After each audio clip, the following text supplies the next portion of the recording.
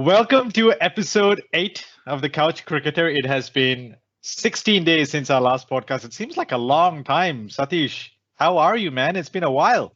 It has, Prakash, to be honest, it takes about 16 days to fix some lighting, the brightness and whatnot. So probably that's what we've been working on. Life happens, hey, but again, better now. There you go. Oh, well done. Nice. Good to see you. Plenty of cricket has happened in the last 16 days. We've had a complete T20 series finish. We've had 2 one-days happen. Lots of drama and intrigue in the middle, but I want to start off with something that I'm quite, I don't want to say passionate about, but just something that really, really puzzles me. So I know that the probability of winning a toss is 50%, but Virat Kohli seems to lose the toss a lot. I mean, 4 times on the trot. What is there some, I know it's just tossing a coin and calling, but seriously, is he doing something wrong, you think? I don't think so. I think it's very difficult to boss the coin. You can't literally stare at it and call it names and expect it to fall in your favor. But jokes apart, I think it's something that pretty unfortunate, but it just seems to happen in a series. So hopefully there will be a time when things will change. He'll win the toss and then move forward. I mean, having said that, I was quite. I mean, look, when he lost the toss for the 4th T20, I think a lot of us were thinking, "Oh, here we go again." But he clawed it back, and again to do the same in the 5th T20 as well. They lost the toss. They put up a great total. I think one thing I take away, as much as it's always good to see your team win the toss and kind of have the upper hand, I think what that showed us was you can still come back and win a T20 if you lose the toss and you don't have that upper hand. So I think that showed a lot of spirit from the Indian side. But moving to something that's kind of been on debate at the moment. But let's talk about brands of cricket to begin with, right? In the sense you talk, and particularly what's come up with this one day so far is the styles in which they put up a total. So India's obviously been put into bat first in both the one days, and they've taken up the brand of play is to bat deep, to go a little bit slow, up until maybe the 30th over or so on, and build partnerships and bat deep, and then accelerate from the. I mean, in both the one days, I think India posted excess of 100 runs in the last 10 overs, like 112, 115 runs in the last over. But then England's style is completely the opposite. It's to go from ball 1. What do you think is the right way to go? Is it team dependent? Is it bench strength dependent? What are your thoughts? I think, again, Dinesh Karthik made a very valid point. He said, listen, it's based on the personnel that they seem to have. Again, for England, Roy and Bairstow are literally kind of all guns blazing. They don't know any other way. That's how they go about it. Again, Rohit takes his time. Shikhar is kind of finding his feet. And the thing is, I think you can't be rigid, is my thought process. Because let's say India got to 335, but just imagine if they had scored about, they'd got to 90 or 115 overs and then kicked on from there, because 350 doesn't seem enough, because right. 373, even 400, they would chase it down. Yeah. So I think it's being rigid to one style and saying this is how I play is going to back. I think even England losing the match is because of the overtly aggressive style. They couldn't dial it down. So I think it just needs to be you don't need to be overtly aggressive or completely go into your shell. But I think there needs to be a mismatch. And if you notice again, I think India should try to throw in someone like an Ishan Kishan in the opener slot and see does it change at all. Yeah, no, definitely. That's what I was thinking of as well. I mean, the style of cricket, the brand of cricket that each team has when they come together is obviously quite personal to them. And both of them are top sides. Both of them are world champion sides. So obviously there's some recipe that they have, and they're sticking to it, they're following, and it works for them. Now, I remember mentioning to you on chat, actually, was that yesterday or day before, in the yesterday's game, I think, when England started off quite slow, and I was saying, do you think that they've perhaps changed their tactic for this game to try and bat deep, seeing as the total is 337? They couldn't chase down 318 2 days ago. Do you think maybe, and your response was not at all, our champions are like England wouldn't change their strategy just based on one loss.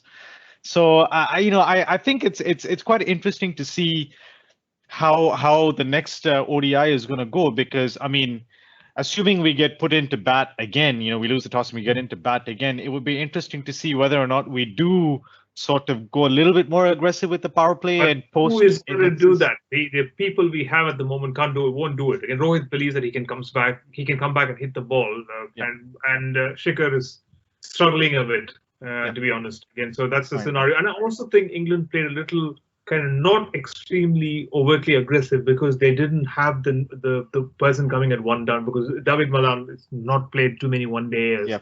So they probably prevent was probably the slower. But if you have Joe Root coming in at one down, I think they would revert back to the strategy of go, and go, because Joe would come in and he would have about 35 balls. Before you know it, he'll be on 40. He literally kind of milk It's and just get you there. that's That it. is Yeah. the thing, as to who comes after you seems to be kind of dictating the strategy. So if India have a tearaway come in, someone like an Ishan who literally kind of goes ball one, it might change. They must just throw in Krunal Pandya and see what it does in the opening spot. Never know, just to shake things up a bit. But to be honest, I have a feeling that again, if India bat first and take up the same strategy with Kuldeep in the team and other people around, they score 340, 345, England will win the series 2-1. Yeah. You mentioned a couple of names there, and one of the topics that I wanted to quickly talk to you about was standouts from the T20 series on both sides, right? Obviously, we had a couple of debutants from our side. Ishan Kishan, Surya Kumar Yadav played an incredible innings as well. Who are the standout players you think from the India side as well as England for the T20 series? I would say again, yeah, Ishan's literally kind of been fed on a diet of IPL. That's kind of he was kind of, I would say he was born there, quite literally. So he's kind of, but I think for me, Surya Kumar Yadav would be the standout, because he has always kind of batted for fun. He could just belt runs for fun, but he had issues that he had to sort out, like all of us. So I think for someone to come back at 29 and just do what he does, and again, Ishan Kishan, you would say confidence, yes, of course, because he's also, as they call, impetuousness of youth. He can literally, he doesn't care who, or it's a difference. And leave alone being an opportunity based on the IPL runs, but the way he went about hitting those runs, magical to watch. It's just about a man at the top of his game who's also mastered. Few people struggle. He's gone from a cricketer to someone who could be the main. To me, was kind of Ishan, yes, but Surya Kumar Yadav to me was kind of a success story because I'm older. Yeah, for me, from the English side, if we take the English side, honestly, for me, I thought Mark Wood was exceptional in the pace. I'd not seen that kind of pace in a while, and it kind of also explains why he prefers to play the shorter format. I don't think he'll be able to sustain bowling, 20, 30 overs at that pace in a test. It's probably why he's better suited to one. But I really thought it's quite special to see. He reminded me of Simon Jones of old. Exactly. The one who was very similar, but tragically cut short. Or all kinds of weird problems. So I think it's very similar, the way he runs, a very clear cut, clean, and then it tells you the story. Pace does pay. Exactly. He literally troubled at 149 kph. It's very difficult for you to decide whether you're going to dink him or dip him. Don't try to dink him. Don't try to reverse sweep him. Even the reverse sweeping geniuses like Rishabh Pant were literally like, let's not do this. Let's not rearrange your pace. Exactly. And I'll tell you who the second standout for me, and I mean, world-class captain, world-class player, but Owen Morgan, what a champion. Absolutely what a champion. And I'll tell you why. When I was watching the game, I was looking at his facial expression, and it doesn't change. It's always the same, right?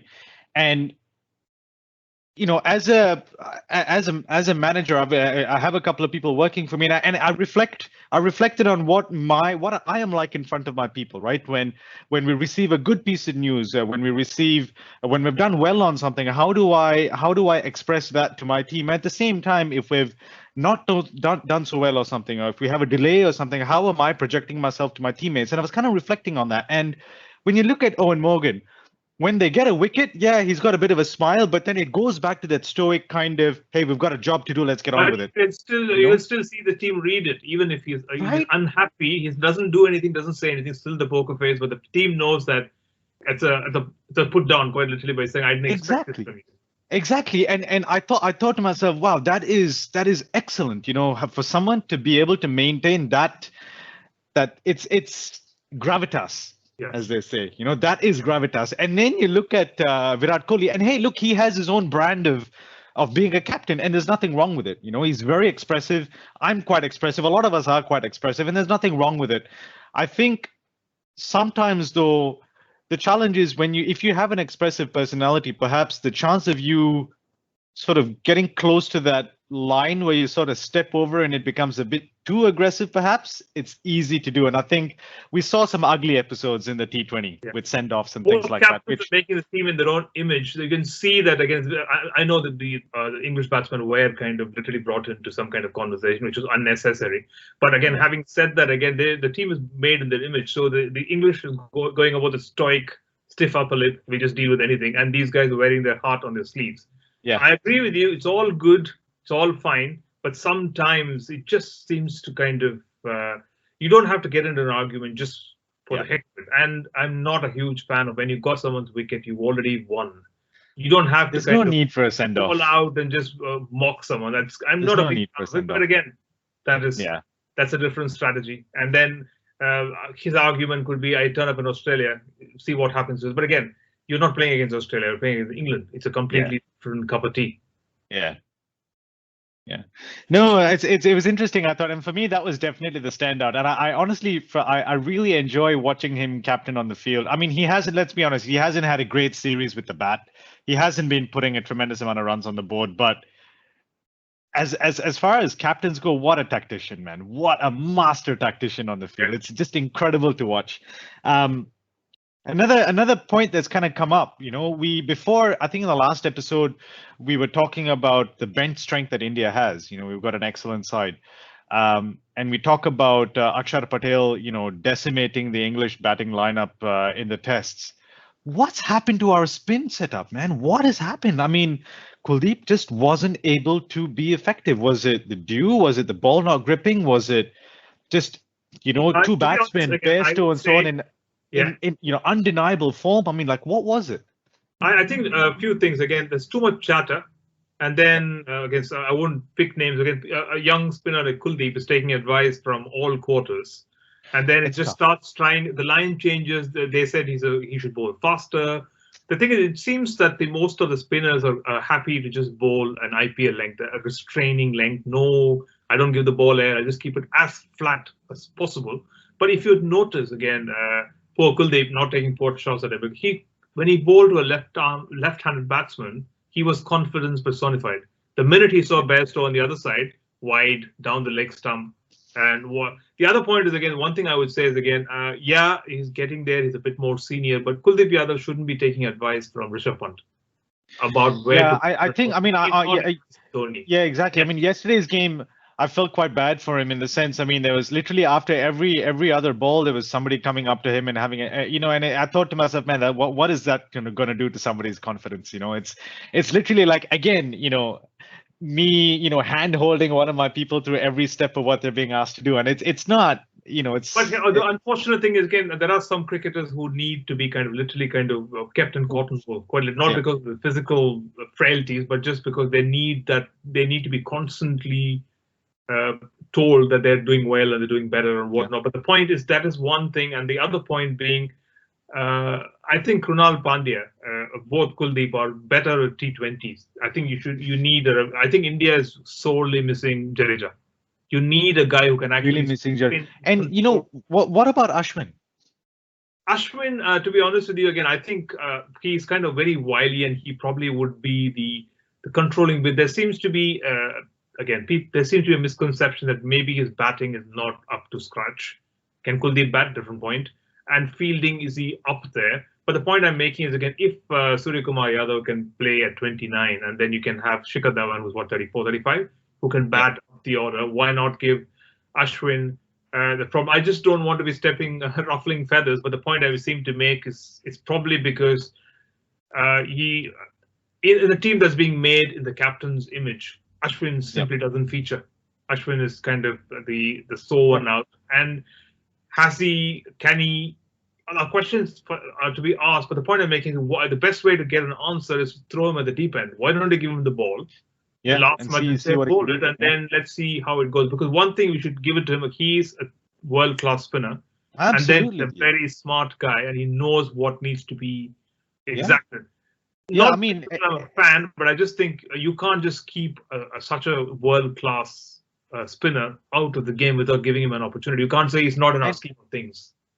Exactly, and he is a champion white ball bowler as well. He's had a very, very successful IPL career. So it's not as if he's coming into white ball cricket without much experience behind him. But anyway, again, I don't want to take pot shots at anybody. I think it was just interesting to see that as much as we say that India's got a hell of a bench, lots of strong potential. Perhaps, do you think it's maybe more skewed towards batting as opposed to options for ball? And off late, there seems to be, again, as you would notice, again, it's a good process, good strategy where people, and as in be the establishment, be it the talent hunters or whatever you want to call them, to find someone who bats who can also bowl at Bhuvneshwar Kumar's pace. So there seems to be a fixation, not a bad fixation. Again, we've never, apart after Dada, Saurav Ganguly, again, we've tried a few people, but again, we either there was Irfan Pathan. Irfan Pathan was a fantastic bowler who could bat it. Then we started confusing him by calling him a batsman who could bowl. Then what happened? The swing disappeared. Then the batting disappeared completely. Again, we see someone, we immediately call him a Kapil Dev. Again, calm down, just chill. Yeah. And Stuart Binney, unfortunately, had to constantly live in his father's shadow. Roger. Roger Binney is not Stuart Binney.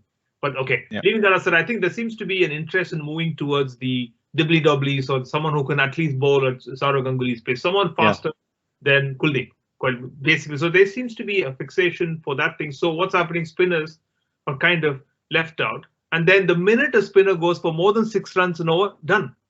No patience. The longest rope is given to people like KL Rahul. Again, it's worth it because he's a world-class player. But when it comes to spinner who's going at more than 6 runs an over, either advice flows in from everybody. Everywhere. Who's advising a left-arm Chinaman bowler how to bowl. Yeah. What do you know? Sorry.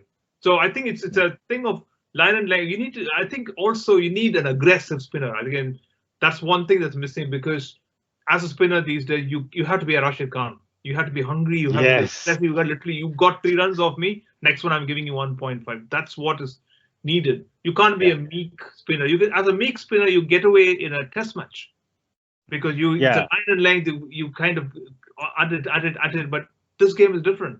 Yeah, this is totally different. I don't know. It'll be interesting to see. To all Indian spinners would be to follow KL Rahul and do this.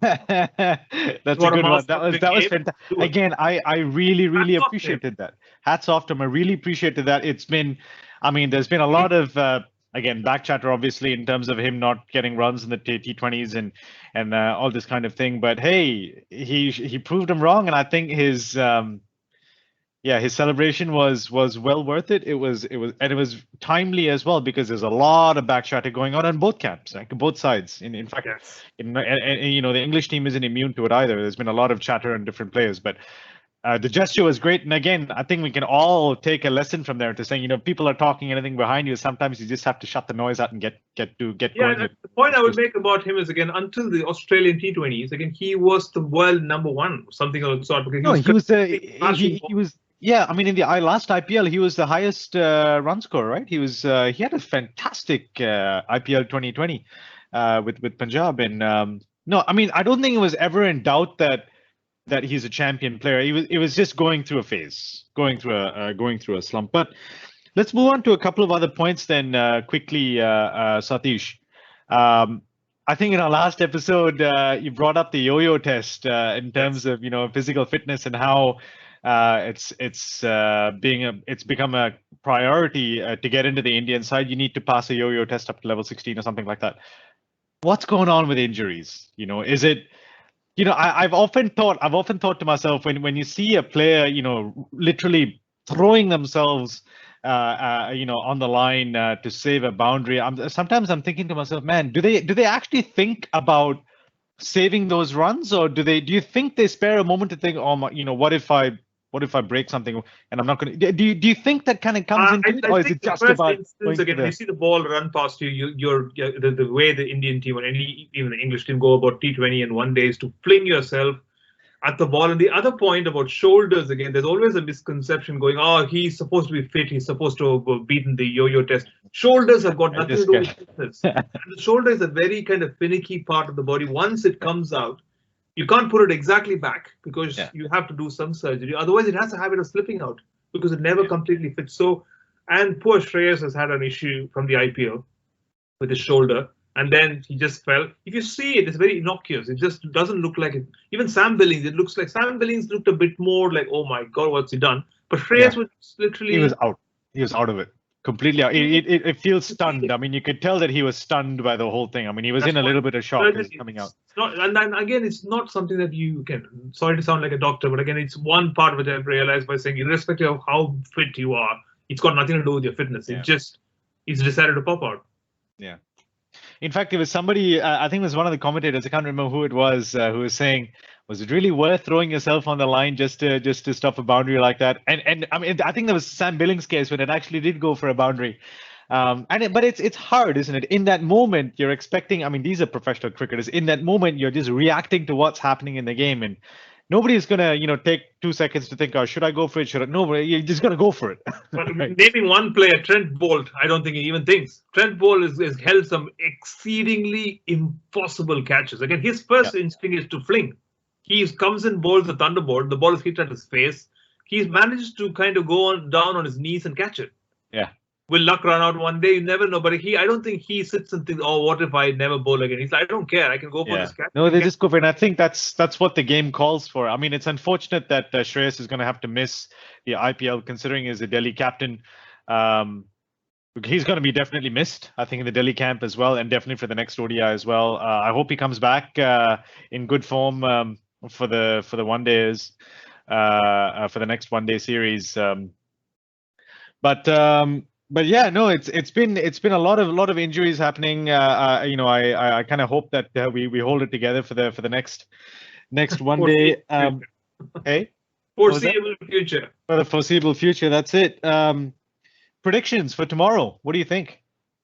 In terms of team, do you think any changes? What do you think? You know what? To be honest, I was really impressed with Reece Topley. Again, he's really tall. I won't call him gangly. He's kind of well built as well. So it's kind of one of these classical.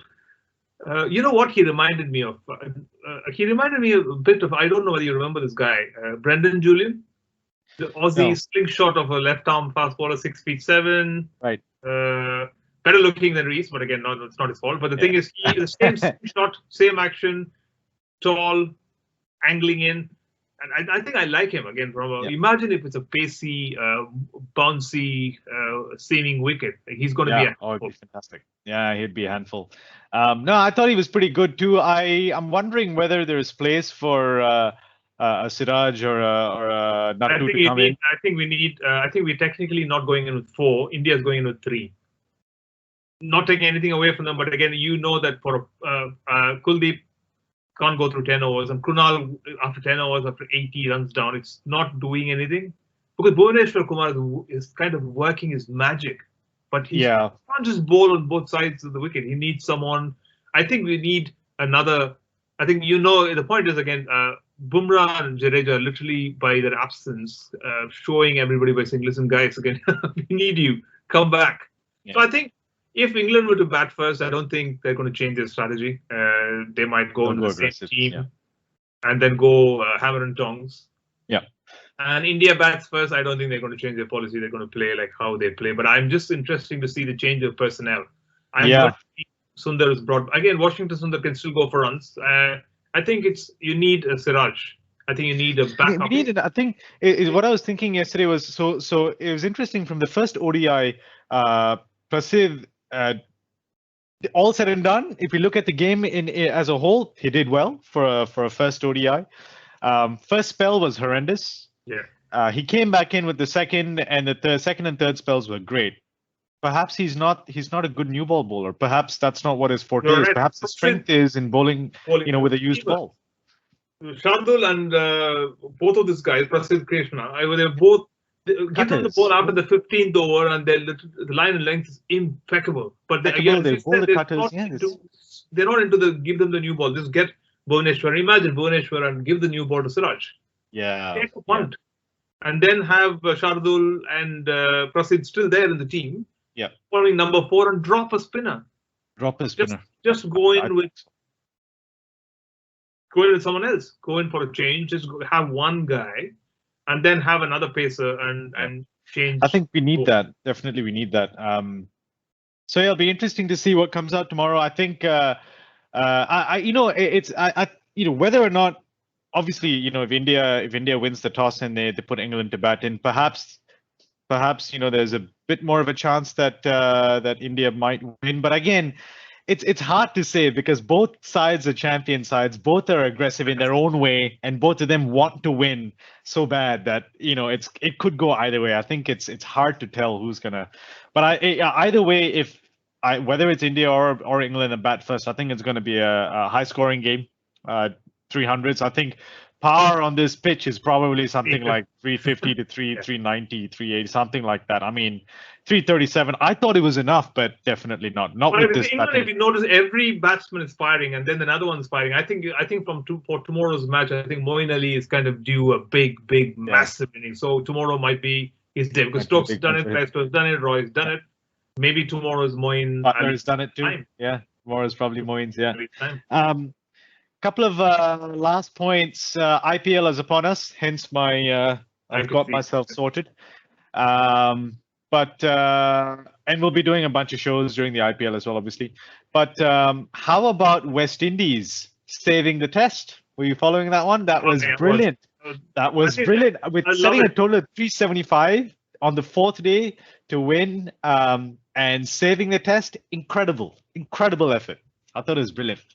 Ominous form again, starting in Bangladesh, and then that I think, they did this, but again, for me, winning the series against Bangladesh in the spinning dust balls, I think would rank us high there. But I still think them doing it was kind of was brilliant. Literally, I was expecting. I just thought I'll wake up, have a look at it, and it's going to be God, they're going to go down. For a while, I thought they're going to try the Bangladesh style of going after the runs, but they decided that better being safe than sorry. Yeah. But that's kind of it's good to see the teams around kind of pick up and play a better game. Definitely. No, I because when I saw the total that Sri Lanka had posted, I thought this is going to be a tough one, but they managed to hold it together. I thought that was fantastic to save the test. But good to chat to you as always. It's been a while, so very, very good to get back into the swing of things. Perhaps we'll do another session during the week, I guess, once the dust has settled from the final ODI tournament. It's been 7 weeks of cricket in India. It's been brilliant. I cannot remember. I was thinking this morning, I cannot remember the last time when there was a series this exhilarating, this intense, and this with so much drama after every game. It's been insane. I'm just. But hats off to all the cricketers, because again, they've been in a bubble forever, and the English players are moving from this bubble to the IPL bubble. Again, there might be lots of people saying they make the money and they deserve to kind of do all this. But again, nobody should be away from their families for this long. So kind of hats off to all of them, the ones who played, the ones who have not played but still been around. So I think it's they're also kind of as hardworking as any of us. So Definitely, and I think we are so fortunate to be able to watch these games, considering the situation we're in today. So no, definitely, it's been a fantastic series. I'm really looking forward to a cracker of a game tomorrow. Yes, look forward to that as well. Yeah. Anyway, good to chat to you, and till next time. Adios. All right. Bye-bye.